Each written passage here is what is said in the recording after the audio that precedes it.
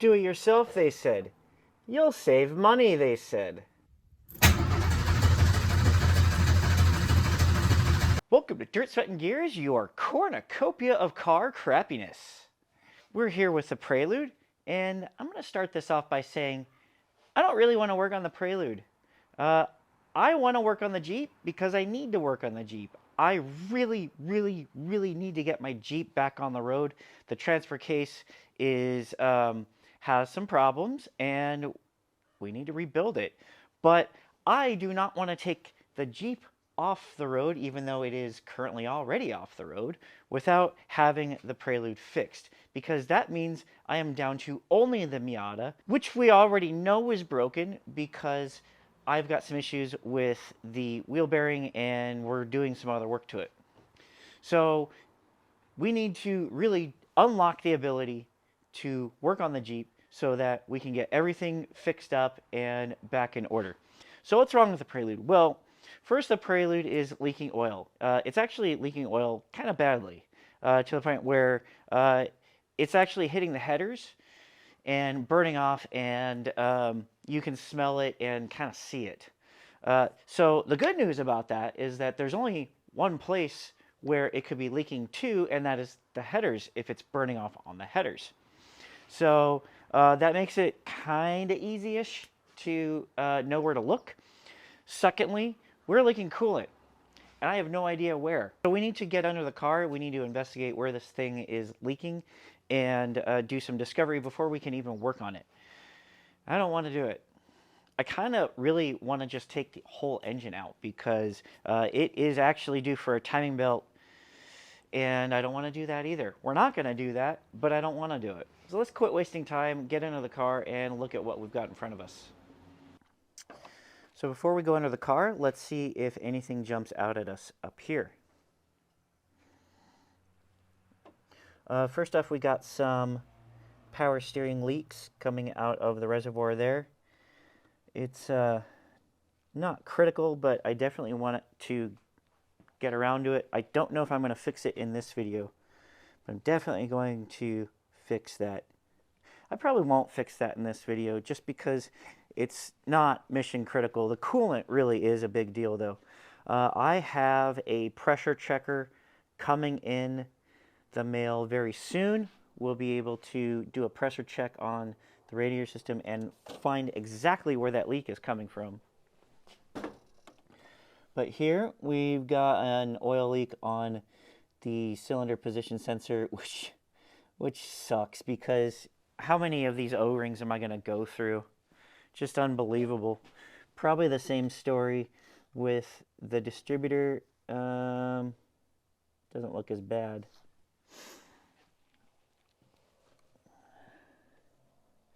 And of course we're dripping oil all over our hoses. Actually, the hoses themselves don't look bad. That hose clamp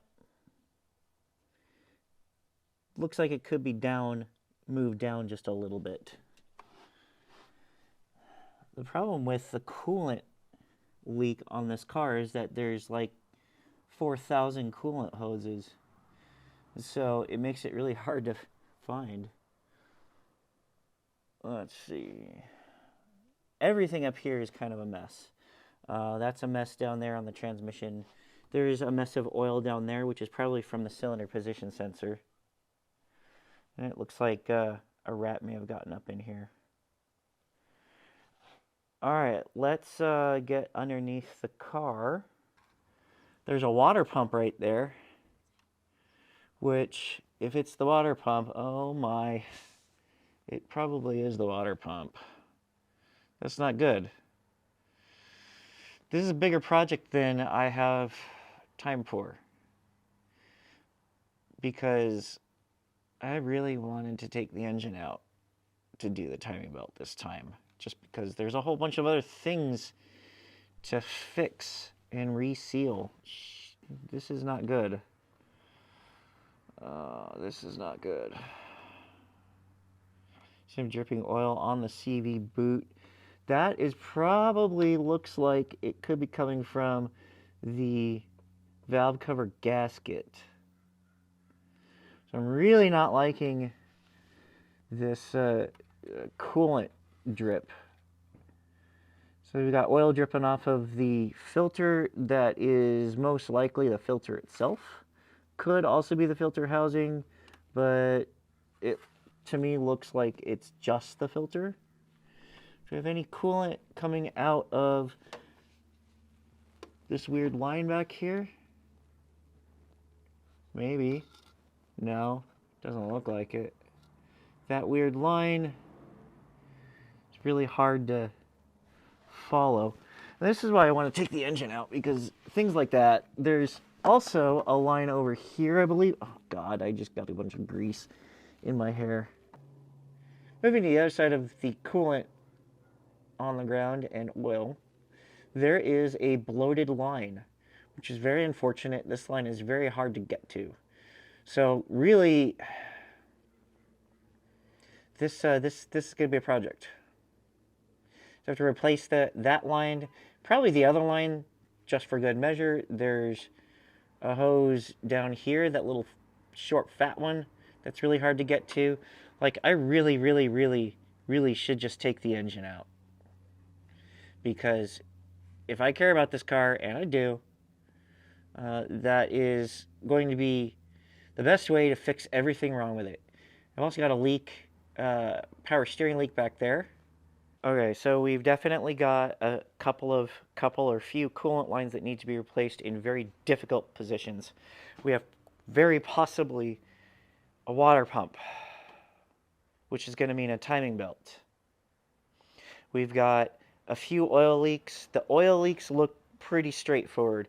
The oil leak on the filter itself, we've got another oil leak probably coming from the valve cover, gasket, and possibly the drain bolt.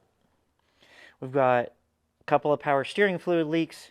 This one here that is going to be very easy, and one farther back above the rack on the hard lines, which could be very difficult, especially with an engine in the car. Now, I've done engine outs on Preludes before, third generation Preludes. It's not rocket science. It's not that hard. It is quite time consuming, and you need an engine lift, which I don't have right now, but I definitely plan to get one, and it looks like I'm going to be getting one sooner than later. I don't want to do it to this car. Well, I do, but I don't want to do it right now. I've got too many things on my plate. Let's work on the Jeep instead. Yeah, that's right. I'm calling an audible because it's my shop. So, based on what we've learned from the Prelude, I really believe that I'm going to have the Jeep on the road in much less time than it will take to do the Prelude the way I want to do it. So I said, screw it. I can still drive the Prelude in a pinch, although I have to keep an eye on the fluid levels if I do.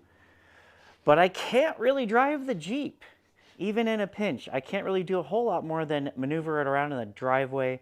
I know this is still a little bit of a risk considering I have some projects coming up, big projects, to be revealed later on. But if I can get the transfer case pulled out in a reasonable amount of time, I can easily get it back installed. So do have a long weekend coming up thanks to the Christmas holiday and New Year's.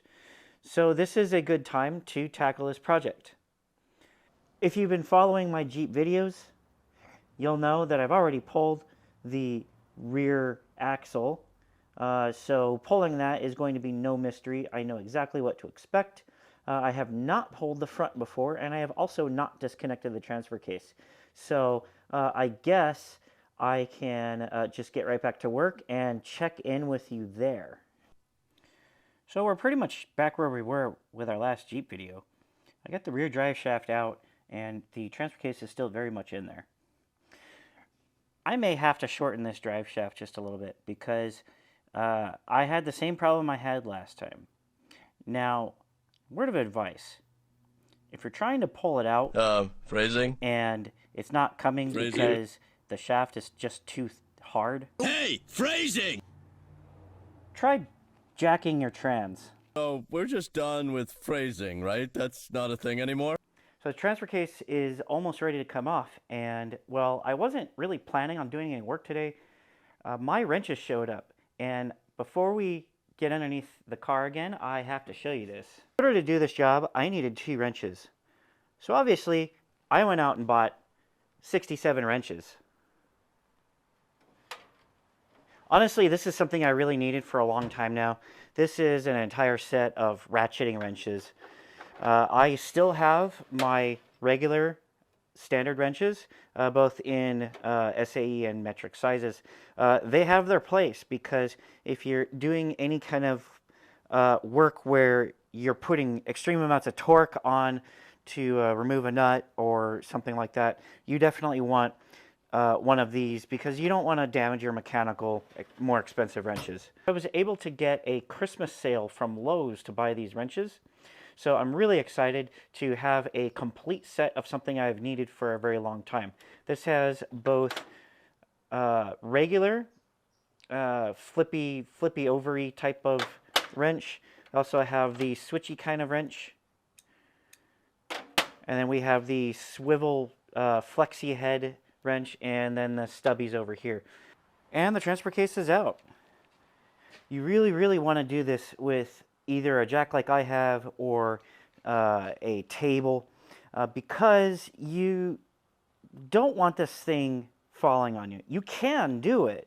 It weighs about 45 pounds. It's not terribly heavy. It does, like the guy said, have some weight to it. But you can wrangle this thing without a jack. You will have a bad time if you try to wrangle this thing without a jack if you forget to unplug a connector, because that's exactly what I had to do. I missed this plug right here, and thankfully, because it was on a jack, I just stopped moving it and was able to unplug it and rip out a fingernail, because it's one of those types of plugs that'll rip out your fingernail.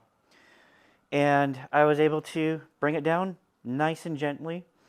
So the next step is to take this to the shop. Now, I could rebuild it myself. I have seen some YouTube videos, but honestly, doing it right takes some experience. And I have enough projects on my plate, so I am going to take this down to a shop and rebuild. I like how the water that floods the garage makes a beeline for my bag of concrete. So now I have a 60-pound brick. I've taken the transfer case down to the shop for a rebuild, and hopefully that will come back within the next few days.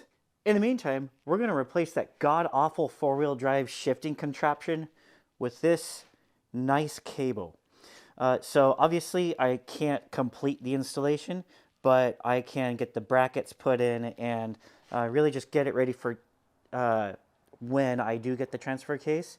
So it's pretty straightforward. I know I have to remove the old bracket, which means getting under the seat, and then put the new bracket in. That's going to be pretty much all I can do for now, I think. But we're going to get as far as we can get. This is the little thing that changes the four-wheel drive mode. This appears to be some kind of retaining something. Yeah, so I got to take this apart. I have really no idea what to do here. There's no instructions, which is cool. But I don't think it's going to be very hard. Bowel and Movement, a company of firsts since 1953. So I actually am going to share my experience with you guys step by step here, because this could turn into a really bad day really fast. So I am, this is going to suck. So first thing I noticed just from looking at the components themselves is that I have this the wrong direction. These things actually need to go top down. And the reason is because this thing sits up against the chassis of the car.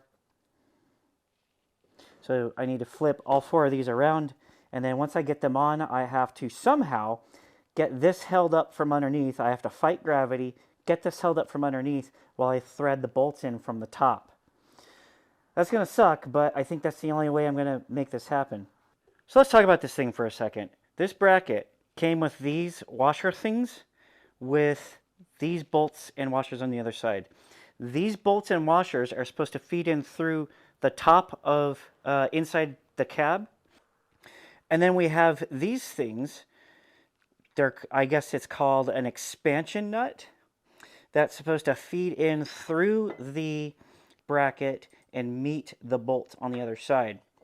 So what happens is as you thread on the nut, it squishes down and creates a washer out of the gasket.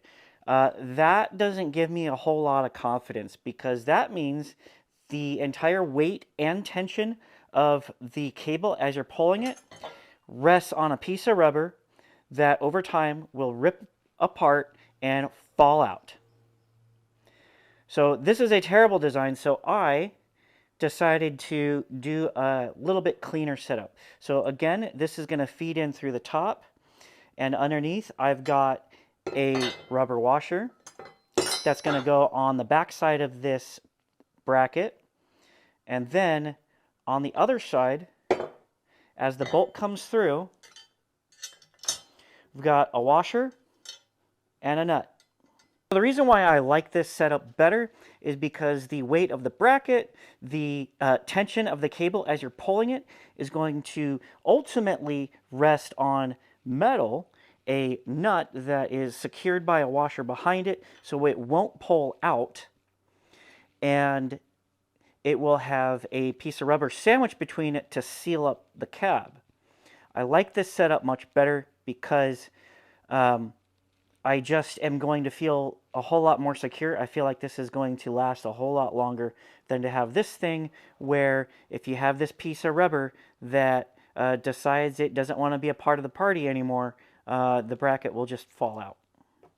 So as described, I've fed the bolts down. I actually put a piece of duct tape behind it to stick the bolts in place, give me enough resistance so that I could thread on the nuts. So that was actually a pretty smart idea. I don't have those very often. And so you have here the piece of rubber sandwiched between the bracket and the tub, and then washer, bolt. This thing will be here forever now. It's not going to go anywhere, and I don't have to worry about it. I don't ever have to think about it. This bolt is a little long, and I may have to get a shorter bolt, replace it with a shorter bolt, depending on what happens once I get the cable in here. I don't think I'll have a problem, but if I do, we will cross that bridge when we get there. What do we have here? The transfer case is back. So the rebuilder said that the only thing that was really wrong was that the fork was worn. Otherwise, it was really good inside there. He actually didn't need to do much aside from the fork and the seals. We also replaced the chain just because while we had it open, we wanted to get ahead of any problems later on. And the reason behind that is because when the chain gets old, it will stretch out and start to wear into the transfer case itself. And that's because the front drive shaft is always spinning in this particular configuration. So this thing has been sitting overnight. The gaskets are mostly hardened. So we're going to go ahead and get this thing up in the Jeep. But first, I want to get the lever part of this cable on so that I have that work kind of out of the way. And then we're going to also mock up this bracket. Transfer case is on. Before I talk about that, I want to talk about the little linkage assembly over here. This was a little bit of a pain in the ass, but not the end of the world. I had to push out the old bushing that came in to this bracket here in order to get this fork on. I do like that this setup came with a fork instead of just a single connection point here. At the end of the day, it is pretty robust, so I'm not completely disappointed with it. I do like how thick these brackets are. I do like that this is a nice heavy-duty cable. I just don't like the fact that there was no instructions. I really did not like that they used an expansion nut over here. But this is now really solid. It's not going anywhere. And I'm moving on to the transfer case. There was no easy way of doing this, at least on the floor. So I initially tried with the motorcycle jack, but the motorcycle jack is way over there on the other side of the wheel for a reason. And that is because in order to move and pivot and tilt this thing, I really had to just get underneath it, and then I just kind of slide it up onto my knees and just kind of did, I don't know, planks or whatever in order to get this thing lined up and pushed in. So do not, if you're doing this job, do not forget to replace your transmission output shaft seal, because you don't want to do all this work again. So I replaced my transmission output shaft seal, and now this is back on. And I'm hoping that I didn't screw up the output shaft seal. I did notice when I pulled the old one out that there was a little lip on the edge to make sure that you don't push it in too far. And the reason I say that is because I did end up pushing it a little bit past being flush. And that really couldn't have been avoided just because of how much of a pain in the ass these things are to install. I, again, used a paint pourer from Home Depot. I am going to get 1,000 of these every time I go to Home Depot because this turned out to be really useful. I don't know why this keeps working for me, but this keeps working for me, so this is just going to be like my go-to tool whenever I have to press in one of those seals. So next up, now that I've got the bolts threaded on just with a few threads, I need to tighten that up. And then I'm going to plug these things in, and I am really just kind of on the downhill from here. This is actually very exciting. One last thing I almost forgot was to try to fit this bracket on here. Let's get this bracket on here so we can connect the four-wheel drive selector. This bracket does not fit. This bracket does not fit. I am straight pissed off. I spent, what, $180 on this thing? Are you joking me? So now I have to cut this bracket in order to clear this over here. Because, yeah, this isn't going to fit. This isn't going to fit. This doesn't fit. This B&M shifter kit does not fit. It's garbage. Do not buy it. But I've already gotten this far, so I'm going to go ahead and cut this stupid thing so that hopefully I can get it on there. This is stupid. We're over here at my dedicated paint booth. And I am letting the rubberized undercoating dry now. I have also sprayed it with primer. And you see just how much material I had to trim back from this stupid thing. I also had to trim a little bit along this bottom bracket here so that it would fit properly on the transfer case. I also left them a 2-star review. I'm not happy with the amount of work I had to do with this thing. You know, they put all of their R&D into machining their logo into their bracket instead of making sure that bracket fits. Anyway, it's done now, and I think it looks a little bit better with the rubberized undercoating than it did all shiny and glossy. Let's get this thing back on the car and keep going. Well, I really wanted to pick up the camera and show you a little bit more of the process, but I am running out of light, as you can see, and my garage can't make its own light. So let's pan over to underneath the car and get my hand light. You can see we are all done. I got the skid plate back on. I've got the transmission hooked up to the drive shafts. I got the transfer case bolted up. Everything's torqued down.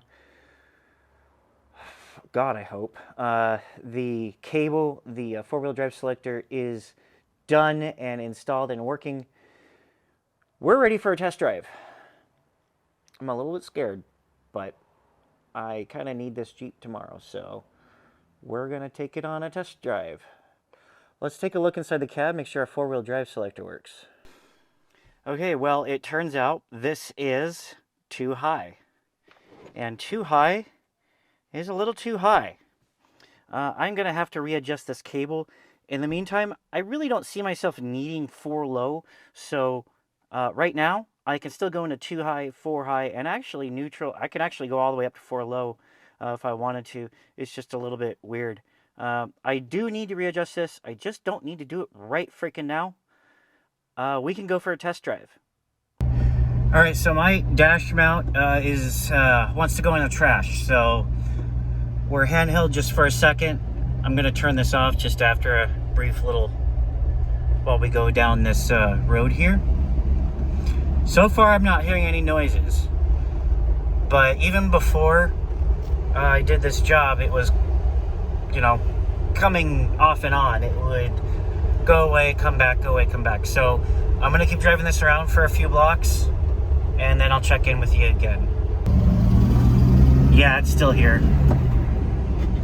This sucks. This sucks. It's still here. When I give it even one bean, it starts clicking again.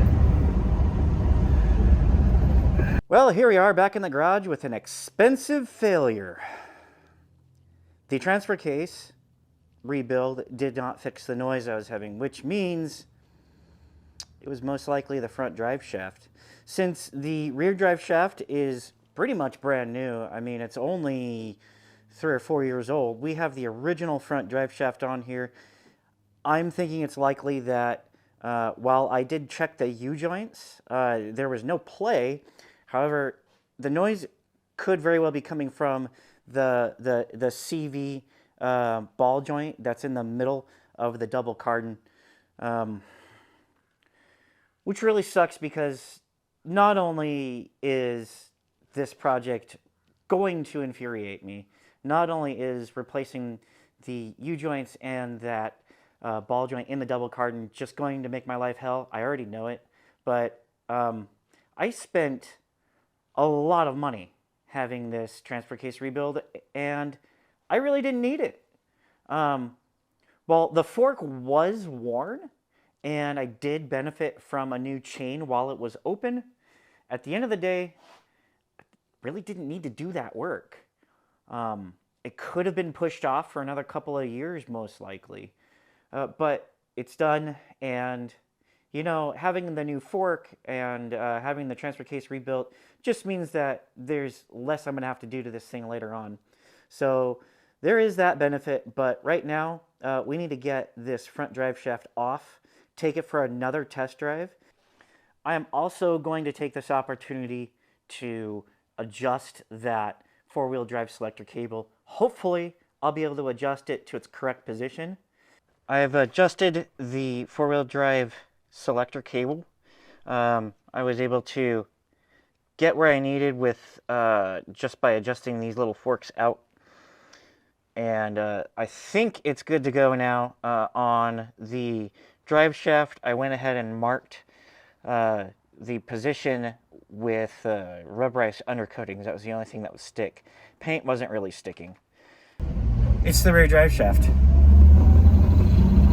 Yep, still making that noise. It's the rear drive shaft. Welcome to Dirt, Sweat, and Gears, home of the front-wheel drive Jeep Wrangler. We're back here with the rebuilt drive shaft, and my oh my, this was a journey. So first I took the entire Jeep down with the rear drive shaft installed back to that same shop, and then he said, take out the rear drive shaft. So I came back home, I took out the drive shaft, and I brought it over to him. And at first I was thinking, oh man, I could do this myself. These are just replacing some U-joints and this CV in the middle. Could have done that for about maybe 150, 170 bucks in parts and some labor. Now, while that is certainly true, I do not have the ability to balance a drive shaft, and that could have been problematic. I could have done all of that work, put this back in, and it would continue vibrating. And that fact is compounded by another issue that I did not know about and probably would not have known about. This part here is brand new. Why is that? Well, on the old parts of this drive shaft, this part here, the part that holds in the double cardan basically, was bent. How does that get bent? I don't know.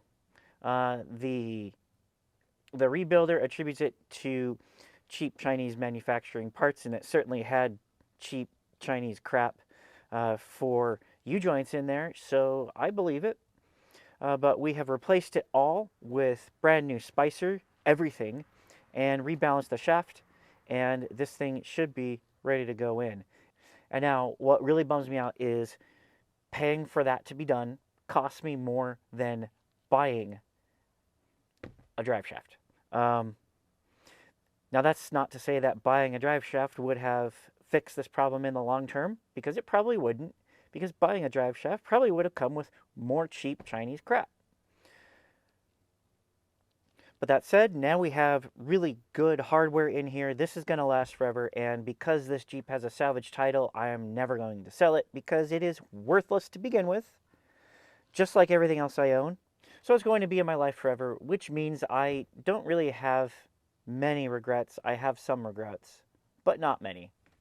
Let's put this thing in, take it for a drive, and hopefully it'll be an end to this really sad story. And maybe after all that's done, I can do something about this insane water leak that came just from sitting here. It splashes when I touch it. That's really gross. Well, I ran out of light yesterday, but I still had to take this thing out. So, I gotta admit, I do know the outcome of this little adventure that we're about to take, but I'm gonna pretend I don't for your benefit. Let's go for a drive. So we had to come home because it was starting to become a freeway out by my house. There was a lot of cars. But the Jeep runs great now. The rear drive shaft really did fix the problem. I spent a whole lot of money on this project, but at the end of the day, now I have a running car again. And considering what I've put into this Jeep over the past 10 years, kind of a drop in the bucket. I really haven't had to spend much on this thing over the years. So spreading out the cost over 10 years, it's okay. It is just fine. It hurts right now, but in the long run, it's going to be okay. So I do have more plans to keep fixing this Jeep up a little bit. I have let go of a lot of things, and as we saw earlier, the top leaks. I want to fix that. However, I have other projects that are more pressing because I have a Prelude that I cannot take out on the road. And I don't like not being able to take my Prelude on the road. So I need to fix that next. Now that the Jeep is more or less reliable, the Miata is more or less reliable.